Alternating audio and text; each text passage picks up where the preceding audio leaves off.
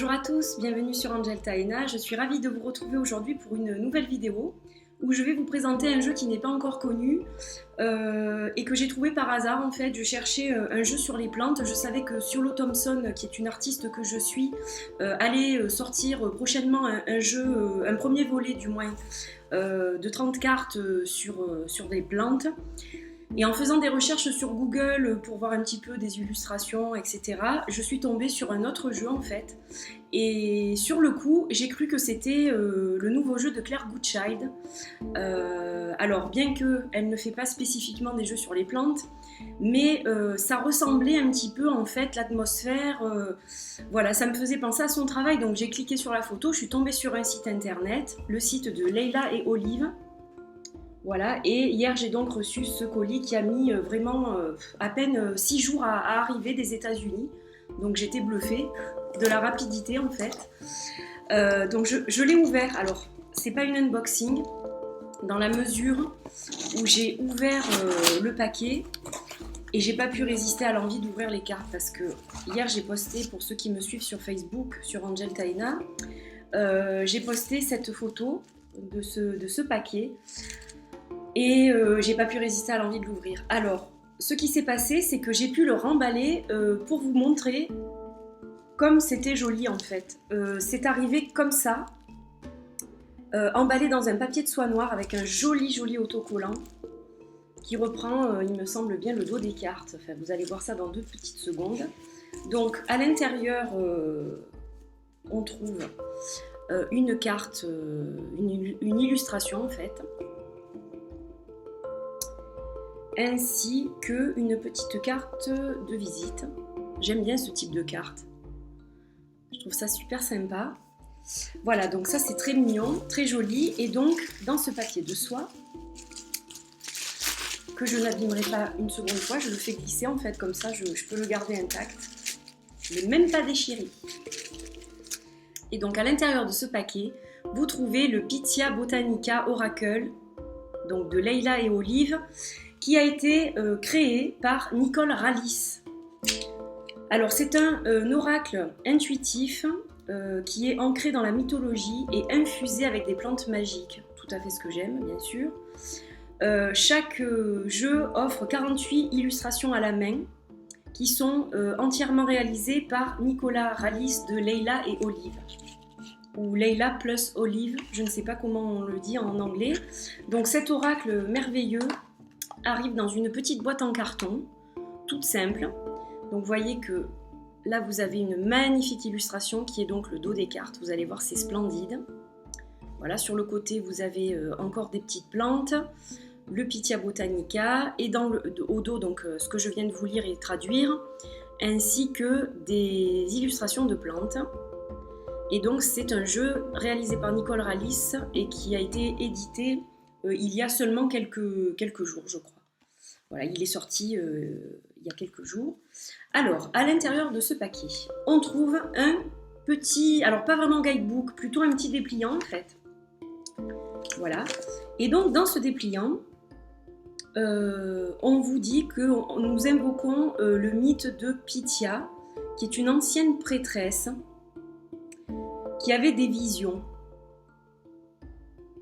Voilà, et elle fait partie des déesses helléniques. Alors, aussi connue sous le nom de l'oracle de Delphi. Voilà, pour ceux qui connaissent la mythologie, c'est l'oracle de Delphi. Ces divinations étaient faites de mystères et de merveilles énigmatiques.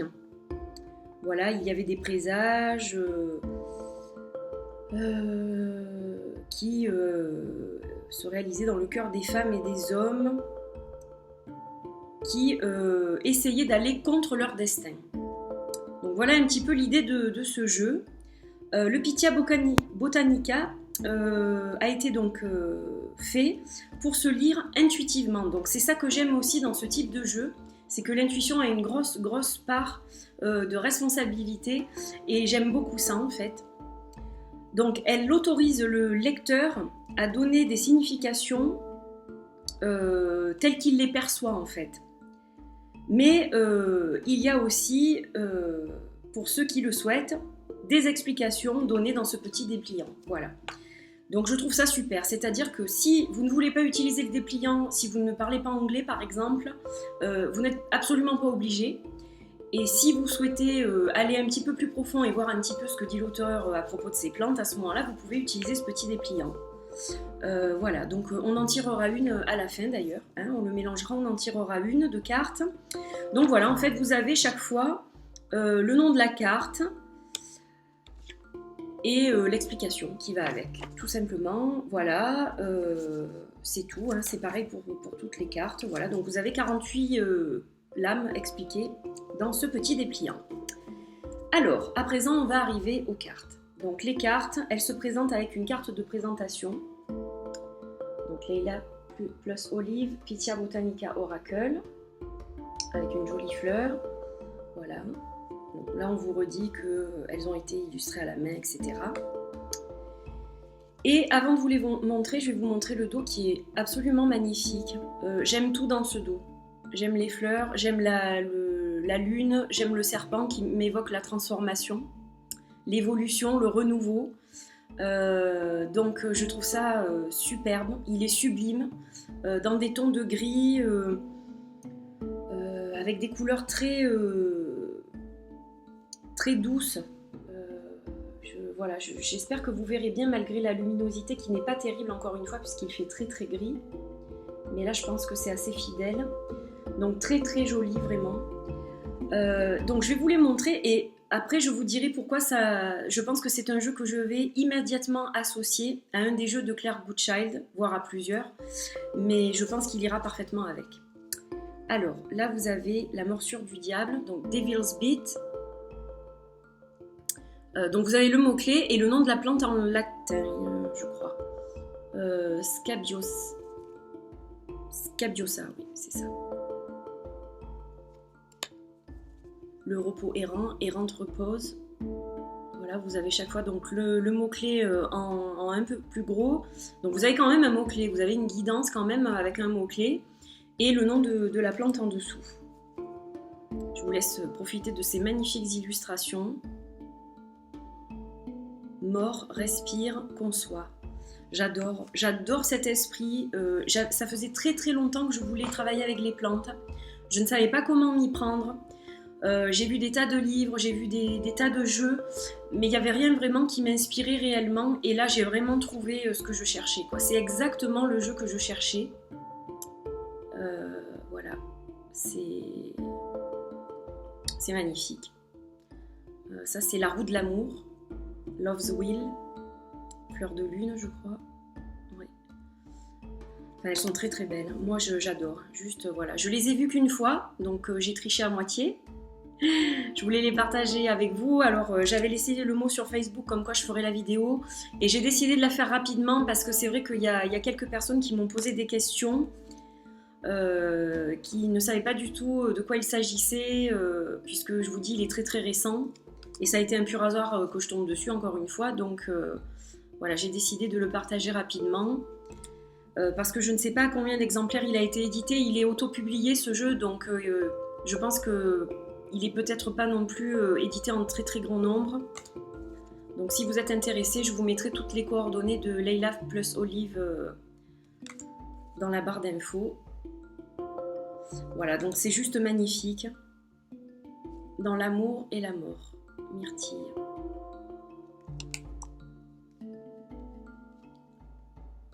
Le commencement de toujours.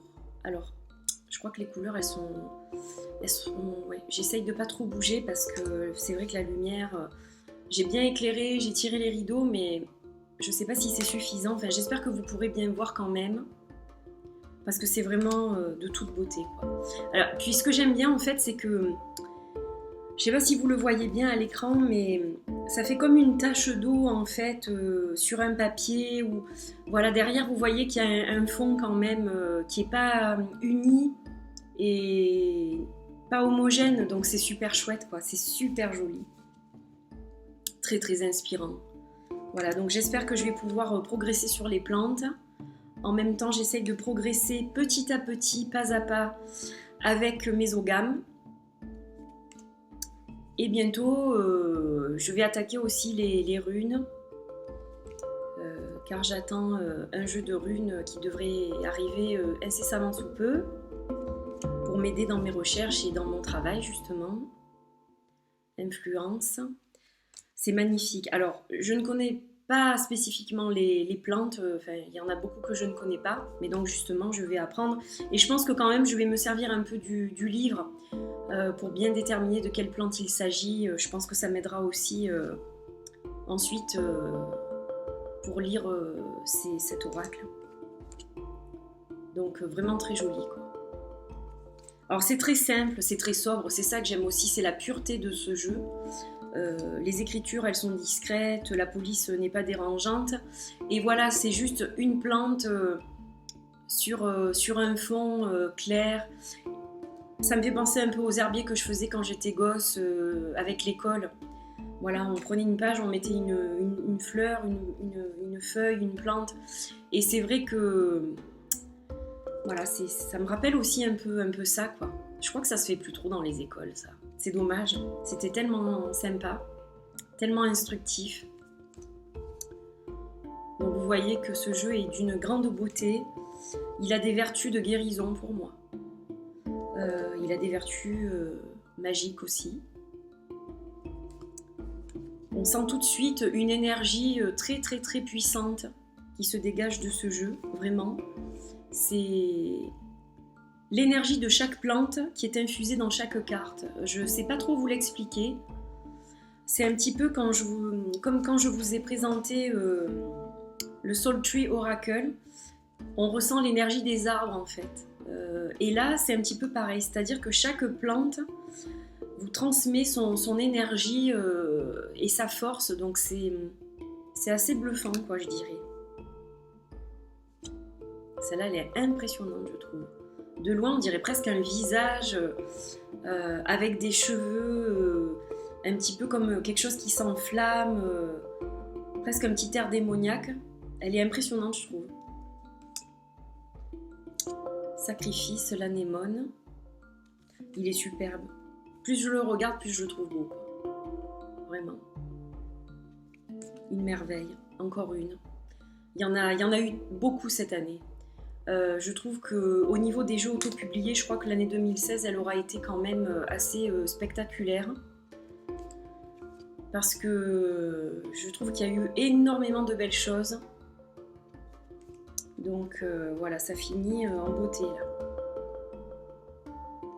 Et donc vous avez aussi une carte avec le dos qui est repris 2 fois. Donc bon, vous pouvez vous en servir comme vous le voulez, je pense. Hein. Ça peut être un significateur, ça peut représenter votre question. Après, c'est à vous de voir ce que vous voulez en faire. Ou alors, vous pouvez vous en servir comme marque-page pour un livre.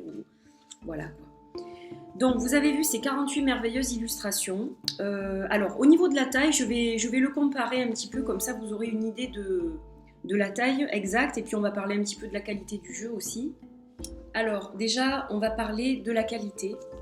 Donc la qualité, elle est superbe. C'est-à-dire, c'est un toucher mat, c'est tout doux, je pense qu'elle glisse bien. Vous voyez, ça glisse parfaitement, c'est super au toucher, enfin, elles sont excellentes.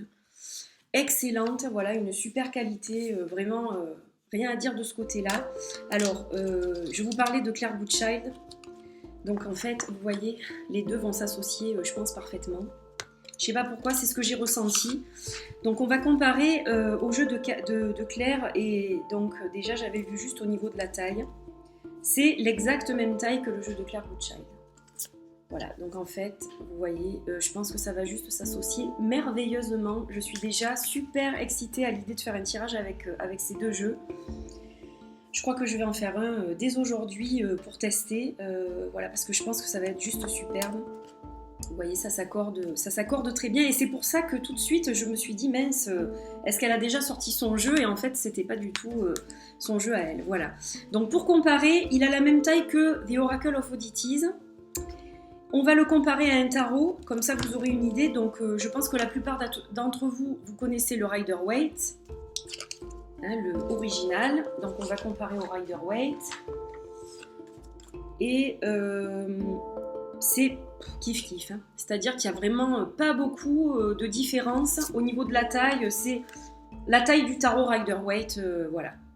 C'est cette taille-là, pour ceux qui le connaissent. Donc voilà, au niveau de la qualité, c'est identique à The Oracle of Oddities à tout point de vue, c'est-à-dire au niveau de la souplesse, au niveau du toucher, au niveau de la matification, c'est exactement la même chose. Donc un jeu de très très bonne qualité et franchement aucun regret, je suis ravie de l'avoir découvert celui-là. Voilà, je crois que je suis un peu pionnière, surtout en Europe, j'imagine. Donc ça me fait un immense plaisir de vous le faire connaître et de vous le présenter parce que je pense que cette artiste mérite vraiment d'être connue et reconnue. Elle a un talent fou, ce qu'elle a fait est absolument magnifique. Et je pense que ça va être un jeu dont je vais me servir énormément. Énormément. Donc pour vous faire plaisir maintenant, et pour me faire plaisir aussi, hein, c'est pas que pour vous, on va tirer une carte. Donc évidemment elle se mélange hyper bien. Je testerai pas l'autre manière que j'affectionne aussi et qui abîme quand même les cartes. On va essayer quand même de les garder, surtout que ça glisse, regardez, parfaitement bien. Il n'y a aucun souci. Donc ce que je vais faire, je mélange un petit peu. Et puis je vais couper. Et puis je vais en tirer une. Et on a tiré Connect, Bind With. On a tiré Connect. Alors Connect, c'est quoi? Bien, c'est la connexion. La connexion qu'on peut avoir les uns avec les autres. La connexion qu'on peut avoir avec notre nous profond et puissant et intérieur et supérieur, je dirais. Ça peut être aussi la connexion qu'on peut avoir avec notre intuition, notre troisième œil, donc la vision qu'on peut avoir des choses, la connexion avec le divin. Voilà, il y a plusieurs connexions possibles. Moi, je le vois de cette façon. Alors maintenant, je vais quand même regarder dans le livre ce qu'il est dit pour celle-ci. Donc, je vais essayer de la trouver rapidement parce que je pense qu'en plus, elles ne sont pas dans l'ordre. Donc ce qui vous incite à vous servir de votre intuition parce que vous n'avez pas envie de chercher pendant 2 heures la carte. Alors je couperai si c'est trop long, hein, parce que c'est vrai que c'est écrit en petit en plus. Donc en fait c'est une connexion avec nos chers disparus aussi. Oui, donc avec tout ce qui est évidemment autour de nous. Donc invitons nos chers disparus qui n'ont pas disparu réellement, ils sont toujours autour de nous, communiquons avec eux, voilà, invitons-les à nous rejoindre pour nous aider aussi, nous supporter, nous apporter du réconfort et nous ne sommes jamais seuls. Donc c'est un très très beau message, vraiment, voilà, magnifique. Je vous laisse regarder cette carte 2 petites secondes de plus. Et puis, je vais vous dire bonne journée. À bientôt pour d'autres vidéos. Voilà, j'étais ravie de vous présenter ce jeu-là. Et puis, j'espère qu'il vous aura plu. Et je vous retrouve très prochainement pour une autre vidéo. D'ici là, plein de bisous. Et portez-vous bien. Bye bye.